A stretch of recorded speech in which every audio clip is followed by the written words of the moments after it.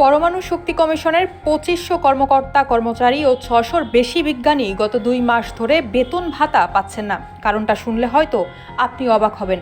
ভারতীয় একটি সফটওয়্যারের মাধ্যমে বেতন নিতে তারা রাজি নন। বিজ্ঞান ও প্রযুক্তি মন্ত্রণালয় সিদ্ধান্ত নেয় ভারতের চেন্নাই থেকে নিয়ন্ত্রিত একটি সফটওয়্যারের মাধ্যমে পরমাণু বিজ্ঞানীদের বেতন ভাতা প্রদান করা হবে। কিন্তু এই সফটওয়্যার নিয়ে বিজ্ঞানীদের গুরুতর আপত্তি।